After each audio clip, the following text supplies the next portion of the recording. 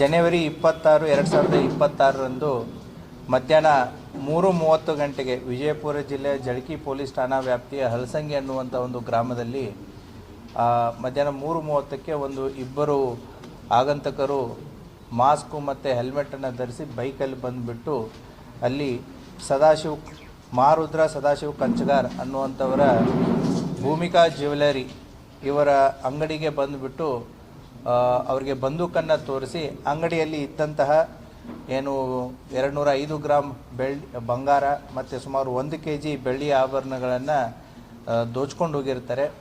ಆ ಸಂದರ್ಭದಲ್ಲಿ ಆ ಹಲಸಂಗಿ ಊರಿನಲ್ಲಿದ್ದಂಥ ಹೊರಗಡೆ ಇದ್ದಂತಹ ಅಂಗಡಿಕಾರರಾಗಿರ್ಬೋದು, ಸಾರ್ವಜನಿಕರಾಗಿರ್ಬೋದು, ಅದನ್ನು ವಿಡಿಯೋ ರೆಕಾರ್ಡಿಂಗ್ ಮಾಡ್ತಿರ್ಬೇಕಾದ್ರೆ ಅಲ್ಲಿದ್ದಂತಹ ಒಬ್ಬ ಸಾರ್ವಜನಿಕರ ಕಾಲಿಗೂ ಕೂಡ ಅದರಲ್ಲಿದ್ದಂಥ ಒಬ್ಬ ಆರೋಪಿ ಗುಂಡನ್ನು ಕಾಲಿಗೆ ಹೊಡೆದು ಹೋಗಿರ್ತಾನೆ. ಸೊ ಈ ಎಲ್ಲ ಘಟನೆಯನ್ನು ತಾವು ಈಗಾಗಲೇ ನೋಡಿದ್ದೀರಿ. ಆ ಹಿನ್ನೆಲೆಯಲ್ಲಿ ಸುಮಾರು 22 ಲಕ್ಷ ವರ್ತ್ ಬಂಗಾರ ಮತ್ತು ಬೆಳ್ಳಿ ಆಭರಣಗಳನ್ನು ದರೋಡೆ ರಾಬ್ರಿ ಮಾಡ್ಕೊಂಡು ಹೋದಂತಹ ಈ ಇಬ್ಬರು ಆರೋಪಿತರ ಮೇಲೆ ನಮ್ಮ ಜಳಕಿ ಪೊಲೀಸ್ ಠಾಣೆಯಲ್ಲಿ ಅಪರಾಧ ಕ್ರಮಾಂಕ 10/2026 ಅಂಡರ್ ಸೆಕ್ಷನ್ 311 BNS ಮತ್ತು 25 ಮತ್ತು 27 ಆರ್ಮ್ಸ್ ಆ್ಯಕ್ಟ್ 1959 ಅಡಿಯಲ್ಲಿ ಪ್ರಕರಣ ದಾಖಲಾಗಿತ್ತು.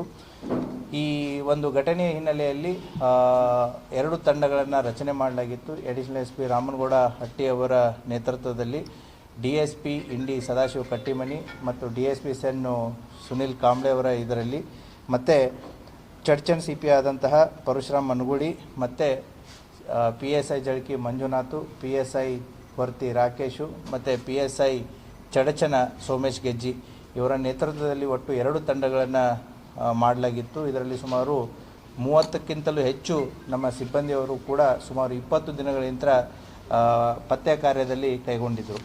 ಈ ಕಾರ್ಯವನ್ನು ಕೈಗೊಂಡಾಗ ನಮಗೆ ತನಿಖೆಯಲ್ಲಿ ಕಂಡು ಬಂದದ್ದು ಏನು ಅಂತಂತಂದರೆ, ಇವರು ಮೂಲತಃ ಇಬ್ಬರು ಆರೋಪಿತರಾದಂತಹ ಹನುಮಂತ್ ವಾಗೋಲಿ 28 ವರ್ಷ, ಈತ ಡೈರಿ ವ್ಯಾಪಾರ ಮಾಡ್ಕೊಂಡಿದ್ದಾನೆ ಎಲ್ಲಿ ಪುನಾದಲ್ಲಿ. ಮತ್ತು ಇನ್ನೊಬ್ಬ ಆರೋಪಿಯಾದಂತಹ ಶಿವರಾಜ್ ನಾವಿ ಅನ್ನೋನು ಚಾಲಕ ವೃತ್ತಿ ಕೆಲಸವನ್ನು ಮಾಡಿದ್ದಾನೆ. ಇವನು ಕೂಡ ಈಗ ಸದ್ಯ ಪುನಾದಲ್ಲಿರ್ತಾನೆ. ಇವರು ಮೂಲತಃ ಜತ್ ತಾಲೂಕು ಸಂಕ್ ಗ್ರಾಮದವರು. ಇವರು ಪುನಾದಲ್ಲಿ ಪರಿಚಯ ಇರ್ತಾರೆ ಒಬ್ರಿಗೊಬ್ಬರು.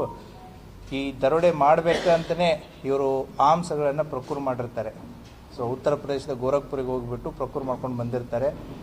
ಅವತ್ತಿನ ದಿನ ಆ್ಯಕ್ಚುಯಲ್ ಟಾರ್ಗೆಟ್ ಇದ್ದಿದ್ದು ಸೊಲಾಪುರದಲ್ಲಿ ಬೆಳಿಗ್ಗೆ ಪೂರ್ತಿ ಸರ್ವೆ ಮಾಡಿದ್ದಾರೆ. ಬಟ್ ಸೊಲಾಪುರದಲ್ಲಿ ಅವತ್ತು ಬಂಗಾರದ ಅಂಗಡಿಗಳು ರಶ್ ಇರೋದ್ರಿಂದ ಅಲ್ಲಿ ಅವರ ಮಾಡುವಂಥ ಒಂದು ಕಾರ್ಯ ಸಾಧು ಆಗಿಲ್ಲ. ಆ ಹಿನ್ನೆಲೆಯಲ್ಲಿ ಸೊಲಾಪುರ ನಮ್ಮ ಕರ್ನಾಟಕ ಬಾರ್ಡ್ರಿಗೆ ಭಾಳ ಹತ್ತಿರ ಇರೋದ್ರಿಂದ ಮತ್ತು ಅವರ ಊರು ಸಂಕ್ ಇರೋದ್ರಿಂದ ಅವರು ಹೋಗಬೇಕು ಅಂತಂದರೆ ನಮ್ಮ ಚಡಚನ್ ತಾಲೂಕು ಮೇಲೆ ಹಾಯ್ದು ಹೋಗಬೇಕು. ಆ ಹಿನ್ನೆಲೆಯಲ್ಲಿ ಹೈವೇಗೆ ಹತ್ತಿರ ಇದ್ದಂಥ ಈ ಹಲಸಂಗಿ ಗ್ರಾಮಕ್ಕೆ ನುಗ್ಗಿದ್ದಾರೆ. ಈ 2ನೇ ಆರೋಪಿತನಿಗೆ ಈತ ನಮ್ಮ ಲಾಲ್ಸಂಗಿ ಅನ್ನುವಂತಹ ಇಂಡಿ ತಾಲೂಕಿನಗೂ ಕೂಡ ಆತನಿಗೆ ಸಂಬಂಧ ಇದೆ. ಹಾಗಾಗಿ ಆತನಿಗೆ ಇಲ್ಲಿದ್ದಂತಹ ರಸ್ತೆಗಳಾಗಿರ್ಬೋದು, ಜಿಯೋಗ್ರಫಿ ಆಗಿರ್ಬೋದು ಎಲ್ಲ ಚಿರಪರಿಚಿತ ಇತ್ತು. ಆ ಹಿನ್ನೆಲೆಯಲ್ಲಿ ಹಲಸಂಗಿ ಗ್ರಾಮಕ್ಕೆ ಅವತ್ತು ಬಂದು ಈ ರಾಬ್ರಿಯನ್ನು ಮಾಡಿಕೊಂಡು ಹೋಗಿರ್ತಾರೆ. ಈ ಮಾಡಿದಾದ ಮೇಲೆ ನಮ್ಮ ಪೊಲೀಸ್ನವರು ಅವರಿಂದ ಸುಮಾರು 20 ದಿನಗಳ ಅವರ ಕಠಿಣ ಪರಿಶ್ರಮದ ಫಲವಾಗಿ ಈ ಇಬ್ಬರು ಆರೋಪಿತರುಗಳನ್ನು ಕಳೆದ 3 ದಿನದ ಮುಂಚೆ ಅವರನ್ನು ಪೊಲೀಸ್ ಕಸ್ಟಡಿಗೆ ತೊಗೊಂಡ್ಬಿಟ್ಟು ಅವರಿಂದ ರಾಬ್ರಿ ಆದಂತಹ 205 ಗ್ರಾಮ್ ಬಂಗಾರದ ಆಭರಣಗಳು ಮತ್ತು 1 kg ಬೆಳ್ಳಿಯ ಆಭರಣಗಳು ಮತ್ತು ಕೃತ್ಯಕ್ಕೆ ಬಳಸಿದಂಥ ಕಂಟ್ರಿ ಪಿಸ್ತೂಲ್ ಜೊತೆಗೆ ಒಟ್ಟು 3 ಕಂಟ್ರಿ ಪಿಸ್ತೂಲು, 26 ಜೀವಂತ ಗುಂಡುಗಳು ಮತ್ತು 1 ಏರ್ ಗನ್ನು ಮತ್ತು ಅವರು ಅವತ್ತು ಅಪರಾಧಕ್ಕೆ ಬಳಸಿದಂತಹ ಹೋಂಡಾ ಯೂನಿಕಾರ್ನ್ ಆಗಿರ್ಬೋದು, ಅವರು ಬಳಸಿದಂತಹ ಮಾಸ್ಕ್, ಹೆಲ್ಮೆಟ್, ಕ್ಯಾಪ್ಸ್ ಏನಿವೆ ಅವುಗಳನ್ನು ಕೂಡ ವಶಪಡಿಸಿಕೊಂಡಿದ್ದಾರೆ. ಸುಮಾರು ಒಂದು ಭಯದ ವಾತಾವರಣವನ್ನು ಕ್ರಿಯೇಟ್ ಮಾಡಿದಂಥ ಈ ಇನ್ಸಿಡೆಂಟನ್ನು ವಿಜಯಪುರ ಜಿಲ್ಲಾ ಪೊಲೀಸರು, ಪರ್ಟಿಕ್ಯುಲರ್ಲಿ ನಮ್ಮ ಇಂಡಿ ಉಪವಿಭಾಗದ ಎಲ್ಲ ಅಧಿಕಾರಿ ಮತ್ತು ಸಿಬ್ಬಂದಿಯವರು ಮತ್ತು ನಮ್ಮ ಅಡಿಷನಲ್ SP ಮತ್ತು DSP ಸೆನ್, ಸೊ ಎಲ್ಲ ತಾಂತ್ರಿಕ ಸಿಬ್ಬಂದಿಗಳನ್ನು ಒಳಗೊಂಡಂಥ ತಂಡ ಇವರಿಬ್ಬರನ್ನು ಬಂಧಿಸುವಲ್ಲಿ ಯಶಸ್ವಿಯಾಗಿದೆ. ಈಗಾಗಲೇ ಇವರಿಂದ ಸಂಪೂರ್ಣವಾದಂತಹ ಮಾಲನ್ನು ರಿಕವರಿ ಮಾಡಿ ಈಗಾಗಲೇ ನಿಮಗೆ ಡಿಸ್ಪ್ಲೇಯನ್ನು ಇಡಲಾಗಿದೆ. ಆದ್ದರಿಂದ ವೈಯಕ್ತಿಕವಾಗಿ ಮತ್ತು ಹಿರಿಯ ಅಧಿಕಾರಿಗಳ ಪರವಾಗಿ ತನಿಖಾ ತಂಡಕ್ಕೆ ನಾವು ಅವರಿಗೆ ಅಭಿನಂದನೆಯನ್ನು ಸಲ್ಲಿಸ್ತೀವಿ. Thank you. ಅನ್ನೋನ ಮೇಲೆ ಯಾವುದೇ ರೀತಿಯಂಥ ಪ್ರಕರಣಗಳು ಕಂಡು ಬಂದಿಲ್ಲ. ಇನ್ನೂ ಕೂಡ ನಾವು ವೆರಿಫೈ ಮಾಡ್ತಾ ಇದ್ದೀವಿ. ಶಿವರಾಜ್ ನಾವಿ ಅನ್ನೋನ ಮೇಲೆ ಒಂದು ಪ್ರಕರಣ ಕಂಡು ಬಂದಿದೆ.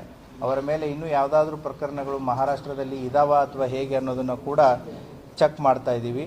ಈ ಹನುಮಂತ್ ವಾಗೋಲಿ ಅನ್ನೋನು ಕೂಡ ಒಂದು ರೀತಿ ಲ್ಯಾವಿಶ್ ಲೈಫ್ ಸ್ಟೈಲ್ ಒಂದು ಲ್ಯಾವಿಶ್ ಆಗಿತ್ತು ಮತ್ತು ಒಂದು ಸ್ಟ್ಯಾಂಡರ್ಡ್ ಆಫ್ ಲಿವಿಂಗು ಕೂಡ ಜಾಸ್ತಿ ಇತ್ತು. ಆತ ಮಾಡುವಂಥ ಈ ಬೆಣ್ಣೆ ವ್ಯಾಪಾರ ಅಥವಾ ಅವನ ಲೈಫ್ ಸ್ಟೈಲ್ಗೆ ಒಂದಕ್ಕೊಂದು ಮ್ಯಾಚ್ ಇರಲಿಲ್ಲ.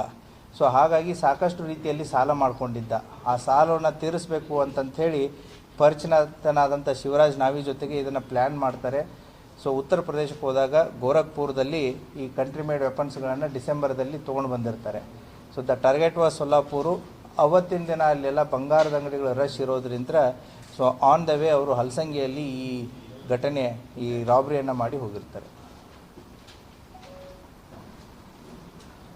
ಪುನಾದಲ್ಲೇ ಸಿಗ್ತಾರೆ, ಅಲ್ಲಿಂದನೇ ಕರ್ಕೊಂಡು ಬಂದು ಸೊ ಅವ್ರದ್ದೆಲ್ಲ ಎನ್ಕ್ವೈರಿ ಆದಮೇಲೆ ದೆನ್ ಅಗೇನ್ ಪೊಲೀಸ್ ಕಸ್ಟಡಿ ತೊಗೊಂಡು ಅವರಲ್ಲಿದ್ದಂಥ ಎಲ್ಲ ಮಾಲು ವಸ್ತುಗಳನ್ನ ಜಪ್ತಿ ಮಾಡಿದ್ರು. ಇಬ್ಬರು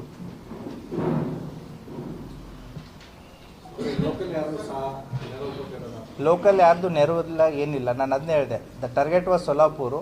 ಬಟ್ ಎರಡನೇ ಆರೋಪಿತನಿಗೆ ಚಿರಪರಿಚಿತ ಈ ಏರಿಯಾ.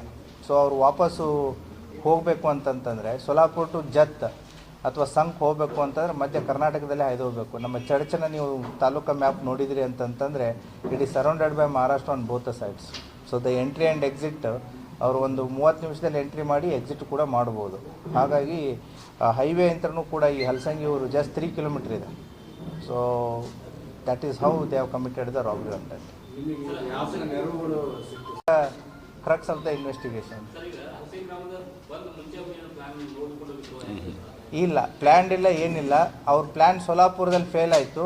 ಸೊ ಅವರು ವಾಪಸ್ ಜತ್ತಿಗೆ ಹೋಗಬೇಕು ಅಂತಂದ್ರೆ ಕರ್ನಾಟಕದ ಮೇಲೇ ಹೋಗಬೇಕು. ಹಾಗಾಗಿ already they are prepared. Plan ಮುಂಚೆನೇ ಆಗಿತ್ತು, ಪ್ರಿಪೇರ್ ಆಗಿದ್ದರು.